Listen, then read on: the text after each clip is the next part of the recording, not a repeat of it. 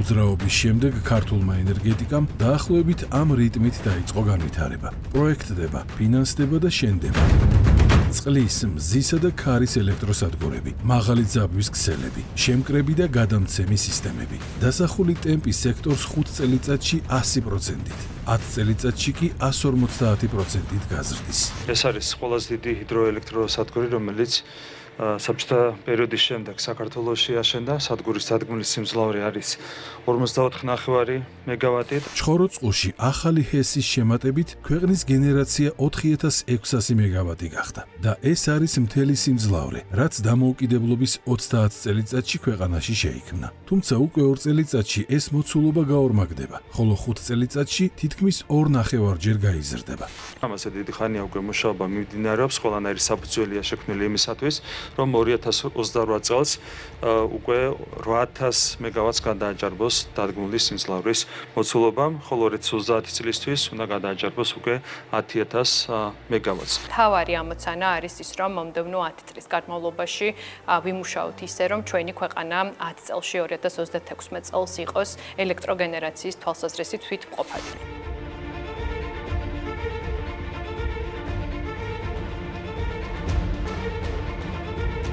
მთავრობის ამბიციური გეგმით ენერგეტიკის ბოლო წლების ზრდის ტემპი გასამაგდება და უკვე 5 წელიწადში ქვეყანა იმპორტიდან ექსპორტზე გადავა, მათ შორის ევროკავშირში შავი ზღვის კაბელით, რომლის მშენებლობას წელსელიან.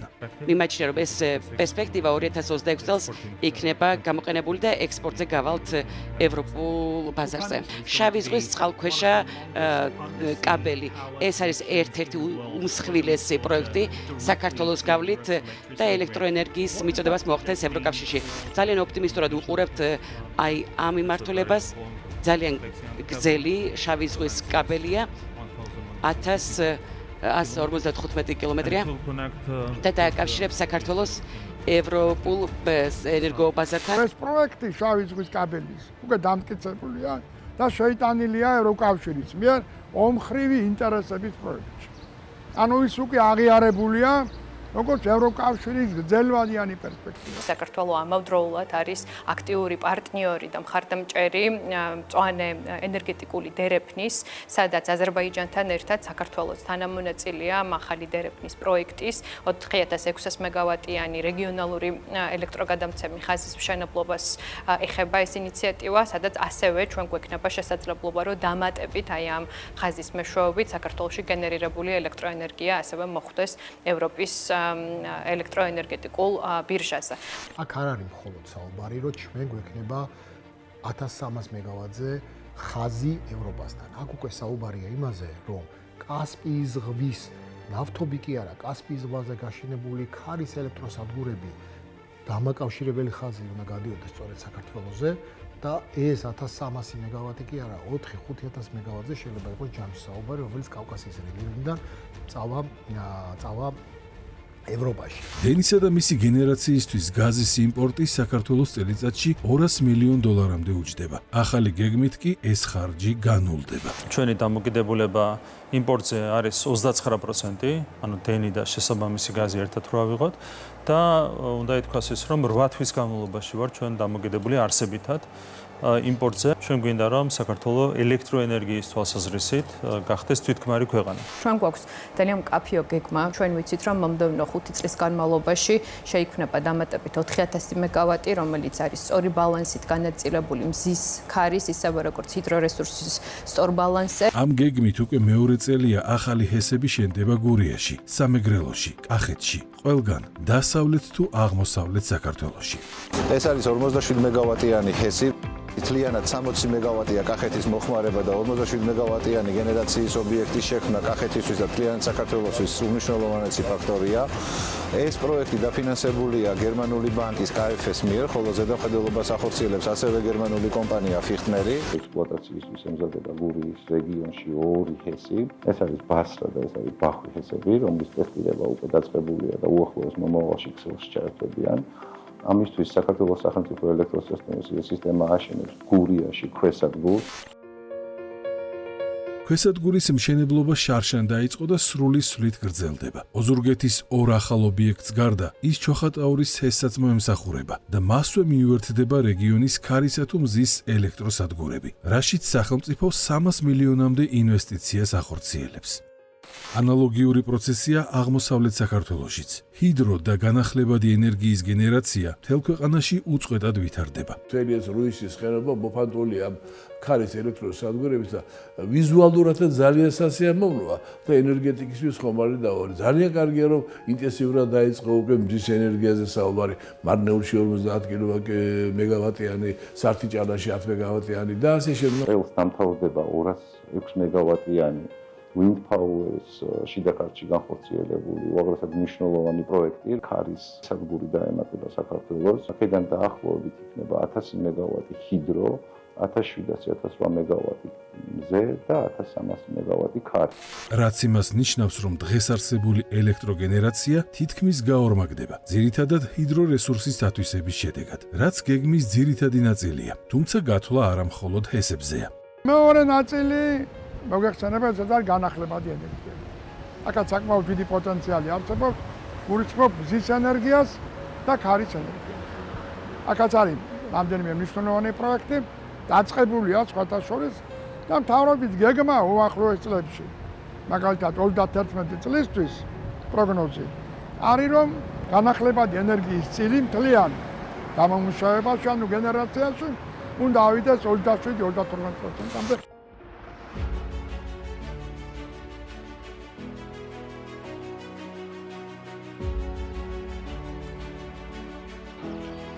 დღეს მოვინახულეთ კომპანია Wind Power-ის ქარის ელექტროსადგურის შენებლობა. ეს არის 206 მეგავატიანი ქარის ტურბინები, 33 ცალი ერთეული შიდა ქართლის რეგიონში. ეს უაღრესად მნიშვნელოვანი პროექტია საქართველოს ენერგოსისტემისთვის და საქართველოს ენერგოდამოუკიდებლობისთვის. ახლა ემატება ზემო ვინდი, ანუ ეგრეთ წოდებული ზედა, ასე ვთქვათ, ქარის ელექტროსადგური და კიდევ არის ორი ძალიან მსხვილი. ქარის ელექტროსადგური ერთი არის 203 მეგავატიანი, მეორე არის 200 მეგავატიანი. ჩვენ შეგვიძლია არა მხოლოდ ენერგოდამოუკიდებლობის უზრუნველყოფა აგულისხმობ რომ გავხდეთ რეალი ექსპორტიორი ქვეყანა, არამედ თვითონ ხაბი რომ გავხდეთ საერთოდ ენერგეტიკული. ენერგოდამოუკიდებლობა ერთი ფაქტორია, მეორეა რა პოტენციალი აქვს ქვეყანას. ამ ეტაპზე საქართველოს მთავრობას გაფორმებული აქვს ქარის ელექტროსადგურების 34 პროექტი. აქედან 29 პროექტი კვლევის ეტაპზეა, ხოლო 5 პროექტი მშენებლობის ეტაპზე. 2031 წლამდე დაგეგმილია დაახლოებით 1300 მეგავატი ქარის, 1700 მეგავატი მზის და 1000 მეგავატი ჰიდროენერგეტიკული პროექტების განხორციელება. საქართველოს აქვს დიდი პოტენციალი ქარის ენერგიისთვის და შესაბამისად სახელმწიფო და კერძო სექტორი უკვე აქტიურად და დაგეგმილად მოქმედებს ახალი პროექტების განვითარებას. ისევე როგორც დასავლეთ საქართველოში, გენერაციის ახალი ობიექტებისგან ენერგიის მისაღებად ახალ ინფრასტრუქტურას სახელმწიფო ქარელშიც აშენებს. ჯამში 1,9 მილიარდი ლარი მხოლოდ ელექტროგადამცემი ქსელის განახლებას ხმარდება, რაც სისტემურად წლებია არ განხორციელებულა და შედეგად კოლაფსის ზღვარზე იყო. არ იქნება ალბათ უცხო თუ ვიტყვი იმას, რომ ნებისმიერი ცუდი ამინდის დროს ეს არის ქარი, ვთქვათ, თოვლი, წვიმა თუ ნებისმიერი ტემპერატურული მათ შორის აწევაც, ტემპერატურული ზრდაც ავტომატურად აისახება ხოლმე სამწუხაროდ ელექტროენერგიის გათიშვაზე. ეს გათიშვები ბოლო წლის პერიოდში კიდევ უფრო გაუარესდა. სწორედ ამ მასშტაბური პრობლემის პრევენციას და ასევე მსხვილი ექსპორტისთვის მზადყოფნას მოხმარდება დენის ტარიფის გაზრდით მობილიზებული ფინანსური რესურსი. ელექტროენერგიის ტარიფის გადახედვა მოგცემს აქ ვითარების არსებითად გაუმჯობესების შესაძლებლობას, რის საშუალებაც არ იყო წინა წლების განმავლობაში. ძალიან ბევრი ინფრასტრუქტურული სამუშაო არის განსახორციელებელი იმისათვის, რომ უწყვეტად მიეწოდებოდეს ადამიანებს, ჩვენს მოქალაქეებს ელექტროენერგია და ეს ტარიფის გადახედვა ჩვენ გვაძლევს 1,5 მილიარდი ლარის ინვესტიციის განხორციელების საშუალებას უშუალოდ ხარისხის გაუმჯობესების მიმართულებით, ქსელების მოწესრიგების მიმართულებით. საქართველოს მთავრობამ უნდა განაგრძოს ფაქტობრივად საკმაოდ მსხვილი ინვესტიციების განხორციელება უშუალოდ ქსელის განვითარებაში, იქნება ეს გადამცემი ხაზების მშენებლობა, ქვესადგურები თუ ასე შემდეგ. როგორ აისახება ეს ინვესტიცია ელექტროსისტემის ხარისხზე, დასრულებული პროექტების მაგალითზეც მკაფიოდ ჩანს. მაგალითად ახალციხეში, სადაც რეგიონში უნიკალური სადგური აშენდა. ყველაზე თანამედროვე ტექნოლოგია დაინერგა აქ, ნაგვაქვს ჩვენ მუდმივი დენის ჩანართი, რომელიც უზრუნველყოფს ხარისხიანი ელექტროენერგიის გაცემას ექსპორტს. გვაქვს ორი back-to-back-ი, რაც ამიერკავკასიაში არსად არაა, უნიკალური რაღაცა, ტექნოლოგიურად. სვლადი დენი შედის ტურისტულ დარბაზში, საქართველოს ან თურქეთის მხრიდან გარდაიქმნება მუდმივ დენად. მუდმივი დენი ისევ გარდაიქმნება სვლადად და შემდეგ გადის თურქეთში. ეს მუდმივი დენის ჩანართი აკეთებს იმას, რომ თან ყოფს თურქეთის სისტემას საქართველოს სისტემასთან თან აკავშირებს. ანუ ავარია თუ იქნება საქართველოში, დარჩება საქართველოში. თურქეთის ქსელს არ დააზიანებს. იგივე ხდება იქ მეორე მხრიდან. განახლებული და თანამედროვე ელექტროქსელი ქვეყანაში ენერგიის განაწილების გარდა ექსპორტსაც ემსახურება. და თუ ამ ეტაპზე ეს ძირითადად თურქეთის მიმართულებაა, მომდევნო ეტაპზე მას ევროპაც დაემატება, რაც არამხოლოდ ფინანსურად არის მნიშვნელოვანი. ქართული ინიციატივა შავი ზღვის წყალქვეშა კაბელი, რომლითაც საქართველოში გენერირებული ელექტროენერგია პირდაპირ უნდა დაუკავშირდეს ევროპის ენერგეტიკულ ბირჟას. ჩვენ ხშირ შემთხვევაში გვეუბნებოდა ხოლმე, რომ თქვენ არ გაქვთ ფიზიკური სახმელეთო საზღვარი ევროპასთან. ეს ნამდვილად ასეა. მაგრამ აი შავი ზღვის წყალქვეშა კაბელი უკვე ჩათვალეთ, რომ ფიზიკურად დაგვაკავშირებს უკვე ევროპასთან. როგორი საინტერესო იქნება, როდესაც საქართველოზე გამავალი და საქართველოდან გამავალი ელექტროკაბელზე, ელექტროენერგიაზე დამოკიდებულნი იქნებიან არა მხოლოდ რუმინეთი, არამედ ევროპის სხვადასხვა ქვეყნები. თუმცა ევროპასთან ფიზიკური ინტეგრაციის გარდა, რაც პოლიტიკური დივიდენდია, დენის ექსპორტის ფინანსური მდგენელიც ძალიან მნიშვნელოვანია. შავი ზღვის წყალქვეშა კაბელი, რომელიც ძალიან აქტიურ ფაზაში არის დამუშავების პროცესში 1300 მეგავატიანი ხაზი, რომელიც დააკავშირებს საქართველოს ევროპასთან, რომელიც მისცემს შესაძლებლობას საქართველოში გენერირებულ ელექტროენერგიას, რომ პირდაპირ წვდომა გქონდეს ევროკავშირთან, სადაც იცით საფოსო პოლიტიკა როგორია, საქართველოში გენერირებული ელექტროენერგია დაახლოებით 7.5 ცენტია, ხოლო ევროპაში დღეს ივაჭრება ელექტროენერგია 1 კილოვატ-საათი მინიმუმ საშუალოდ 30 ევროცენტი და მაღლა. ევრაზიული ომების შედეგად კი ეს ტარიფიც სწრაფად იზრდება, ხოლო ჰორმუზის სრუტეში ნავთობტანკერების დაბლოკვამ მწვანე ენერგიაზე მოთხოვნა მკვეთრად გაზარდა. შესაბამისად, საქართველოზე გამავალი სატრანსპორტო თუ ენერგეტიკული დერეფანი სრულიად ახალ შუქში მოექცა.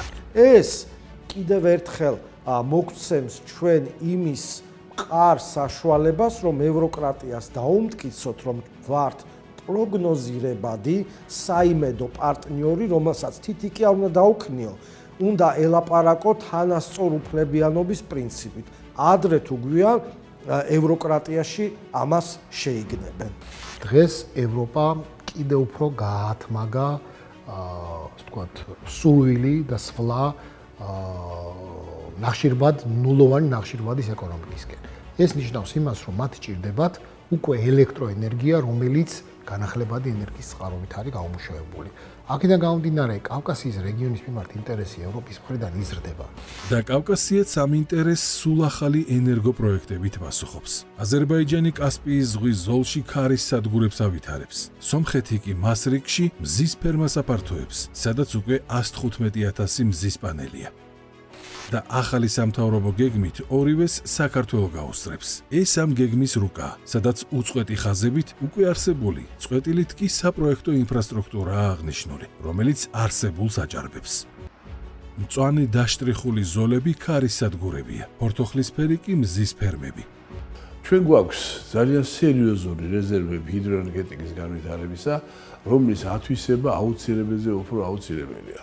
2 წლის წინ ნორვეგიელებმა ჩაატარეს ძალიან სერიოზული კვლევა და გვითხრეს, რომ ჩვენი პოტენციალი სადღაც 35 მილიარდ კილოვატ-საათამდეა.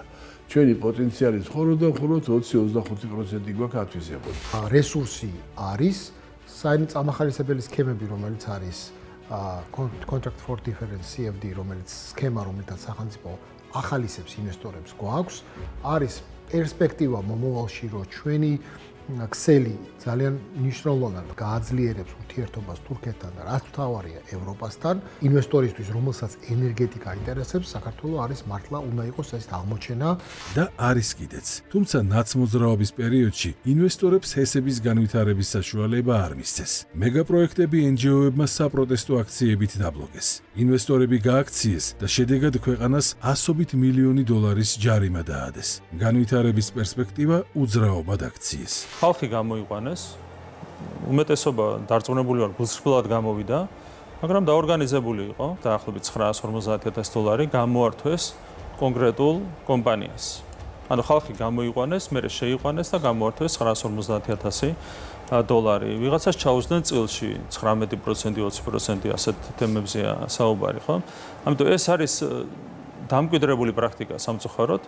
გამოყავთ ვიღაცებს ადამიანები. ვინ არიან ეს ვიღაცები ცნობილია. თუმცა რატომ გამოჰყავთ ან მერე უკან როგორ აბრუნებენ და რა ხერს ნახულობენ გამოძიების ეტაპზეა. ფაქტია, რომ ყველა შემთხვევაში ქვეყნის უსაფრთხოებას აზიანებენ. საპროტესტო აქცია გაიმართა ონში. აქციის მონაწილეებმა მდინარე რიონზე ჰესების კასკადის დაგეგმილი მშენებლობა გააპროტესტეს. მათ შორის საქართველოს ახალგაზრდა იურისტთა ასოციაცია, მწვანე ალტერნატივა, ენერგოეფექტურობის ფონდი და საქართველოს მწვანეთა მოძრაობა. ადგილზე აქციაზე მივიდნენ ნაციონალური მოძრაობის წევრები, ასევე ახალი საქართველოს ლიდერი გიორგი ვაშაძე და ყოფილი დეპუტატი გუბა სანიკიძე. სხვა უფრო ფართო ინტერესი აქვს. უფრო ფართო ინტერესი რა არის? ხო, საბოტაჟი ქვეყნის წინააღმდეგ.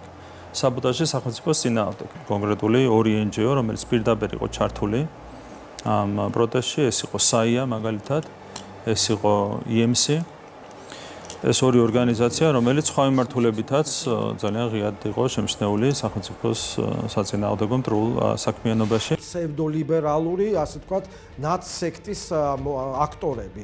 როდესაც შენი ქვეყნის ეკონომიკის, ენერგეტიკის განვითარებას ეწინააღმდეგები, ანუ ეწინააღმდეგები დამატებით სამუშაო ადგილებს, დამატებით სარგებელს ქართული ოჯახებისთვის, ასეთ პარტიებს თუ ასეთ ძალებს ქვიათ უსამშობლოები, ბოროტი, ანტიქართული ძალები. საბოტაჟისა თუ ფულის გამოძალვის მიზეზით, ნაცენჯოებისა და ნაცმოძრაობის ერთობლივი ძალისხმევით ათობით ჰესის მშენებლობა ჩაიშალა. მათ შორის ხუდონის, ნენსკრასა და ნამახვანის. თუნდაც ორი მათგანის განხორციელება ქვეყნის ენერგოდამოუკიდებლობას წლების წინ უზრუნველყოფდა.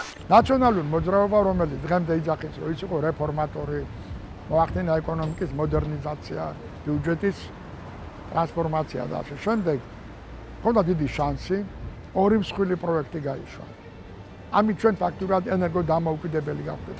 არც საკუთარი ხელისუფლების პერიოდში და არც მას შემდეგ ნაცმოძრაობას სატელიტი NGO-ები არ შეუჩერებია. როდესაც ქვეყნის დამოუკიდებლობას ანგრევდნენ. 2012-ის შემდეგ კი მათ თავადაც შეუერთდა. ჩემი გუნდი ამ ჰესის მშენებლობას არ დაუშვებთ არც ნამახვანის, არც გურიაში ჰესის, რომელიც მთლიანად აბსოლუტურად პრობლემას შეუქმნის მთელ დასავლეთ საქართველოს. სწორი მართალიტყუილი ზოგი მავნე, ზოგი სპეციალურად მომოგზავნილი ხალხი რომ ააბუნტოს და ასე შემდგომ, ძალიან ბევრი სადგურის მშენებლობა გაგვიჩერა აი ამას. აქ ჩართული იყვნენ პოლიტიკური პარტიები, არასამთავრობო ორგანიზაციები, ბიზნობრივი ჯგუფები, გვახდათ ხეობის დამცველები თუ სხვადასხვა პოლიტიკური აქტიორები, რომლებიც პირდაპირ იყვნენ დაინტერესებული დღევანდელი გადმოსახედიდან, რომ შევხედოთ ამ პროექტების ბლოკირებას.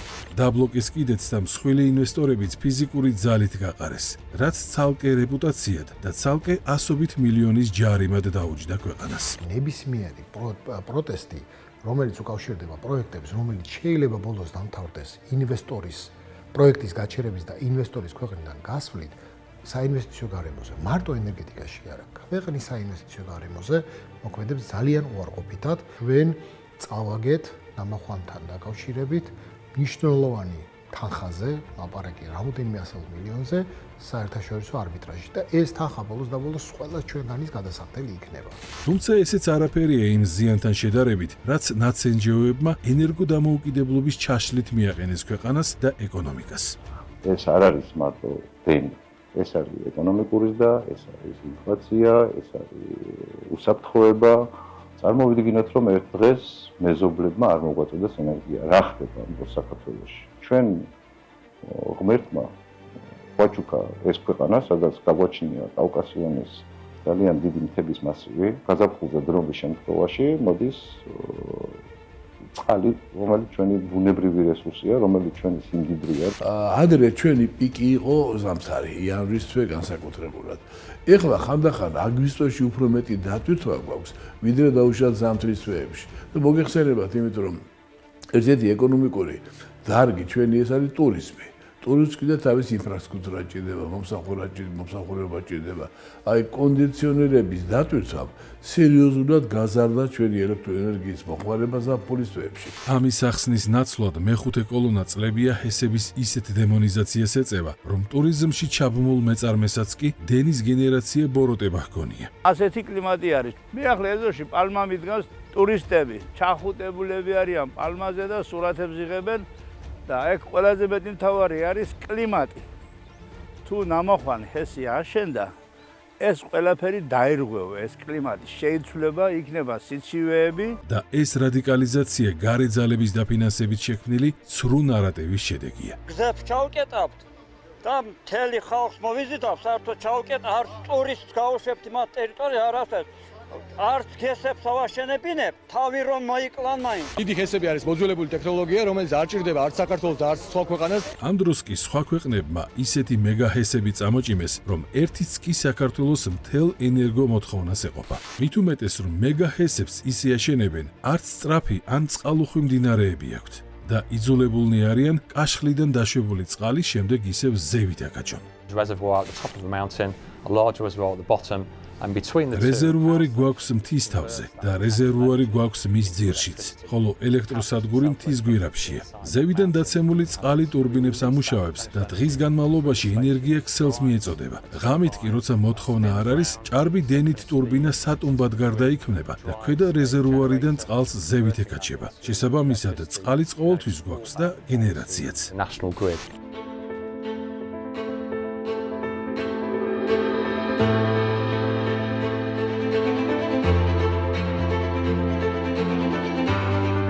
იმავე ტექნოლოგიით მუშაობენ ჰესები ესპანეთშიც. კორტეს ლამუელას სიმძლავრე 2800 მეგავატია. იმის ნახევარი, რასაც საქართველოს ყველა ჰესი და თბოსადგური ერთად გამოიმუშავებს. არადა საკმარისად წყალუხვი მდინარეც კი არ აქვს. წყლის გარდა სისტემაში ქარისა და მზის სადგურებიც გვაქვს და მათ ენერგიას ქვედა რეზერვუარიდან წყლის ზევით ასაკაჩად ვიყენებთ. ჩვენ 3 მილიონამდე აბონენტს ვაწვდით ელექტროენერგიას. ქართველი NGO ექსპერტები, რომლებიც ნამახვანის დასაბლოკად აქციას არტოვებდნენ, ახლა იმაზე წუხან, მცირე ჰესები არაეფექტურიაო. ძალიან ბევრი გავაჩინეთ თითქოს მცირე ჰესი, მაგრამ ძალიან ბევრი მათგანი მარტო ზაფხულის პერიოდში მუშაობს, ზამთრის პერიოდში წყალი არ აქვს. ანუ სიუხვე წყლისა არ არის. იმიტომ რომ მცირე ჰესებს რეზერვუარის აშენება და წყლის მომარაგება არ უღირთ, მსხვილი ჰესები კი თავიდანვე დაბლოკეს. ხუდონი, ნამახვანი, ნესგრა, ეს არის ყველაზე მთავარი, რაც აქვთ ამ სადგურებს, ეს არის დაგროვებითი სადგურები, რომელსაც აქვს წყლის დაგროვების შესაძლებლობა. იმ დროს, როცა ზამთარში დეფიციტია და შემდეგ ეს წყალი მერე გამოვიყენებთ. ამიტომ ჩვენთვის და ჩვენი უსაფრთხოებისათვის, დარგის მდგრადობისათვის აუცილებელია წყალსაცავიანი ჰიდროელექტროსადგურების მშენებლობა. განსაკუთრებით ხუდონი, ნესგრა და ნამახვანი. და სწორედ მათი მშენებლობა მწვანეთა ლიდერმა თავადვე დაბლოკა. დღეს კი თითქოს ნანობს, მაგრამ ზიანი უკვე მიღებულია. შემდა საუბედუროდ ყველა იმ დიდ პროტესტზე ვიღებდი მონაწილეობას, რომელშიც ბატონმა მურმანმა ახსენა და ზოგადად ბატონმა პრემიერმაც, აი რეალურად დავიწყებ ხუდონიდან და დავამთავრებ ალბათ ნამახვანით. ნამახვან ხეს ის იმ ფასად ვეღარ ავაშენებთ. იმის მერე გაძვირდა ყველაფერი. აი იმ გარდა არბიტრაჟის ვალისა 1-200 მილიონი თავისუფლად შეიძლება იქ დავამატოთ, იმიტომ რომ იმ ფასად და იმ იმით აღარ არის ეგეთი ფასები, როგორც მაშინ ქონდა ესეთი მომგებიანი უფრო მეტი რამე დაუკარგეთ. უფრო მეტიც, ქვეყანა დამატებით $200 მილიონ ყოველწლიურად იმპორტში იხდის. იმის გამო, რომ მეხუთე კოლონამ და მის მიერ წახეზებულმა ხალხმა თუ ექსპერტებმა ჰესები დაბლოკეს. ძალიან დიდი თანხა გაედინება ჩვენი ქვეყანა, როდესაც სხვა მეზობელი ქვეყნებისგან ყიდულობთ ენერგიას. სურობ სხვა ყველაფერს თავი დავანებოთ, ვარის სამყარების კუთხით, ენერგოდამოუკიდებლობის კუთხით, მარტო ამისთვის მნიშვნელოვანი, რომ დიდი ჰესები გქონდეს. დიდი ჰესები არის ფილტრები, რების მხებთ თუ მსგავსი პროექტები არ განვახორციელოთ. ამაზე ორი აზრი არ არსებობს. ხუდორის ასაშენებელია, ნესკას ასაშენებელია, ნამახვანის ასაშენებელია და არა მარტო ესენი. ასაშენებელია მცირე ჰესების აუცილებლად, იმიტომ რომ რისი აშენება შეგვიძლია ჩვენ, რომელიც ენერგეტიკულად, ეკონომიკურად და ეკოლოგიურად არის გამართლებული და მისაღები, ყველაფერი უნდა ავაშენოთ.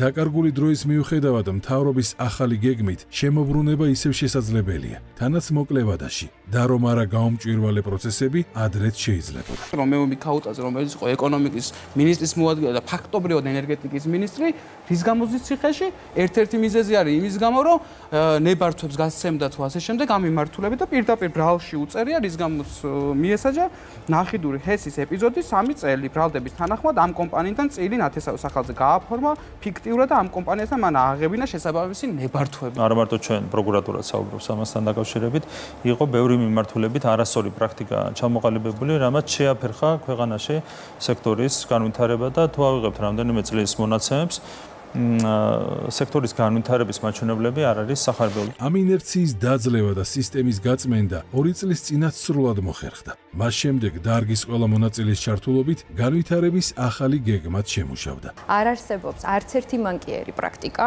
ყველა პროცესი იქნება ეს, დაერთების პროცესი იქნება ეს, მათ შორის მემორანდუმის გაფორმების პროცესი არის სრულიად გამჭვირვალე. ეს გამჭვირვალობა მნიშვნელოვანია იმისთვის, რომ მდგრადი, გრძელვადიანი, ასე ვთქვათ, პოლიტიკა და თამაშის წესები ჩამოყალიბდეს, რაც ბიზნესს ამდენი ხანია, ესე ძალიან გვჭირდება. საჯარო სექტორი უსმენს კერძო სექტორს და ჩვენც ხედავთ იმას, თუ რა პოლიტიკა ყალიბდება ჩვენ სექტორში და დღესდღეობით ამას მოერგოს ბიზნესი და დავიწყოთ აქტიურად მუშაობა. მე ძალიან კარგად მახსოვს გრედას ბორდის შეხვედრა ქალბატონ მარიამთან, როდესაც პირდაპირ გავიხსენით თემები და ვისაუბრეთ იმ გამოწვევებზე, რომელსაც სექტორის წარმომადგენლები უწოდებენ როგორც სპეკულატიურ ბაზარს. დღეს უკვე ცალსახად შემიძლია ვთქვა, რომ ძალიან გამარტივებული არის კომუნიკაცია სახელმწიფო სტრუქტურებთან და ეს აუცილებლად უნდა ვთქვა, რომ არის სწორედაც მთავარი პოლიტიკის შემქმნელის დამსახურება. მინისტრის დავალებით დღეს ჩვენ ვაგრძელებთ ბიზნესთან მჭიდრო კოორდინაციას, დეტალურად გავდივართ ყველა იმ საფეხურს, თუ რა საკითხებში შედის ცვლილებები. თავარ პრობლემას წარმოადგენდა ბანკიერი პრაქტიკა, სიმძლავრეების და რეზერვების. ეს რეფორმა იძლევა საშუალებას, რომ მსგავსი პრაქტიკა იქნება აღმოფხვილი. ყველა კომპანიამ, რომელსაც პროექტებზე ნებართვები ჰქონდა აღებული და არ ახორციელებდა, მიიღო შეთავაზება. უარი თქვას ნებართვებზე ისე, რომ არ დაჯარიმდება. ან შეათანხმოს პროექტის ახალი ვადა, რომლის დარღვევის შემთხვევაში დაჯარიმდება. ძალიან სწორ შეთავაზებას უკეთებს მთავრობა ამ შემთხვევაში კომპანიებს. სთავაზობს ან გავიდნენ პროექტებიდან და ამ შემთხვევაში მათ ეს საურავები ცხადია ჩამოეწერებათ, ან თუ აიღებენ ვალდებულებას ბოლომდე შეასრულონ, მაგრამ უნდა იცოდნენ მათ, რომ თუ ეს პროექტები არ განხორციელდება, ეს საურავები და ჯარიმები ამ შემთხვევაში უკვე გადასახდელი იქნება. შესაძლებლობას აძლევს ყველა იმ ორგანიზაციას პირობითი პატიების ფარგლებში მიიღოს პროექტის განვითარების და მშენებლობის ახალი გონივრული ვადები და განახორციელოს აღებული ვალდებულებები მოცემულ ვადებში. საბოლოო ჯამში მივედით იქამდე, რომ 500 მეგავატზე მეტი პროექტები თავად ინვესტორებმა უარყვეს და ეს იქნება ახალი შესაძლებლობა უკვე ახალი ინვესტორებისთვის.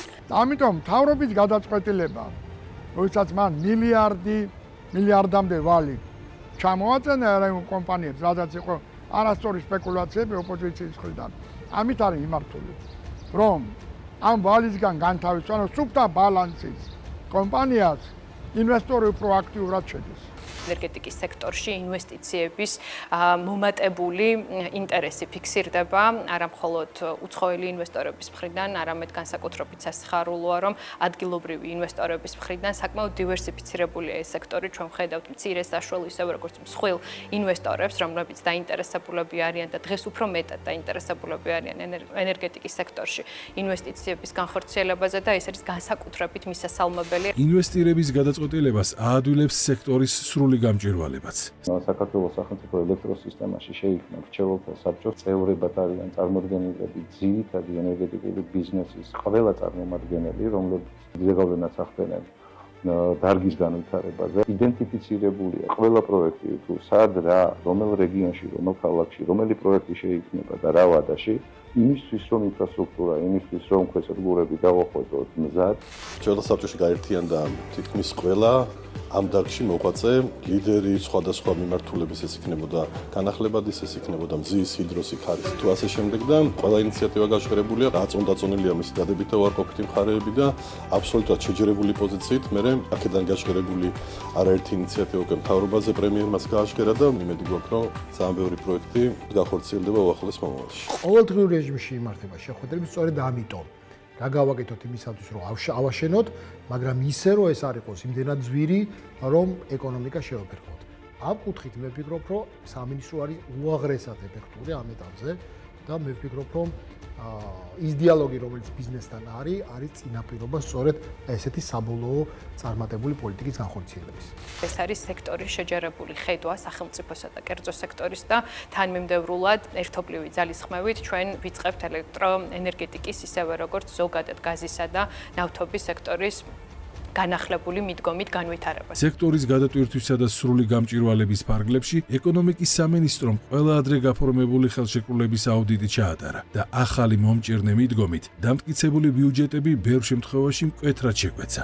ანუ მიმდინარე შესყიდვები რაც იყო, იმ პროექტებს გადავხედეთ და გეგმასთან შედარებით 358 მილიონი დაისო. ანუ ეს უკვე ნიშნავს იმას, რომ ეკონომიკის სამინისტროში არის თვისებრივად შეცვლილი მიდგომები.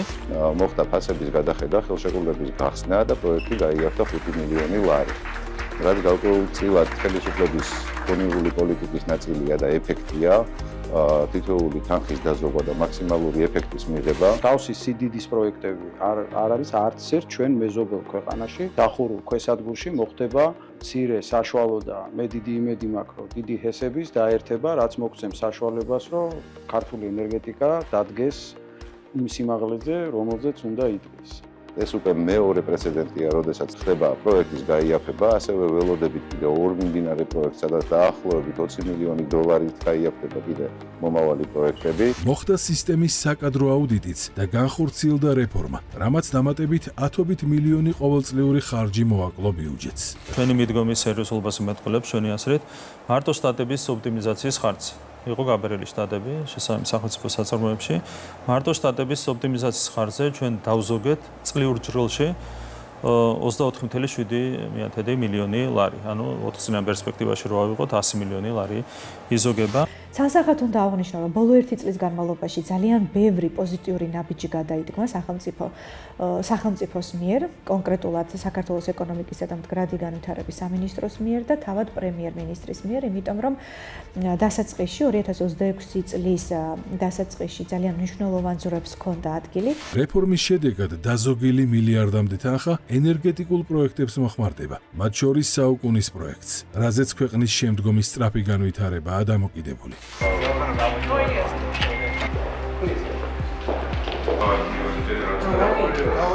ხელშეკრულება ითვალისწინებს წერის კვლევას.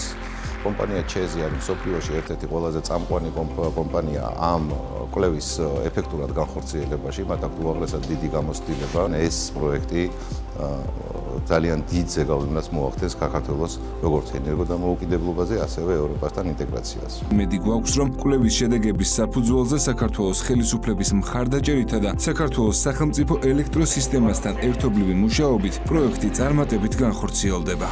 არა მარტო ენერგეტიკული საკითხია, ეს კრიზისები, რომელიც ევროპას გააჩნია ენერგორესურსებზე, ჩვენი ამ კრიზისებში ჩართვა და პოზიტიური როლის შეტანა ჩვენი სწრაფი ნაბიჯები და ჩვენი სწრაფი სვლა ამ მიმართულებით პოზიტიურ შედეგს გამოიწვევს. ერთი პოზიტიური შედეგი საერთაშორისო საფინანსო ინსტიტუტების მიერ ქართულ ენერგოსექტორში გაზრდილი ინვესტირება.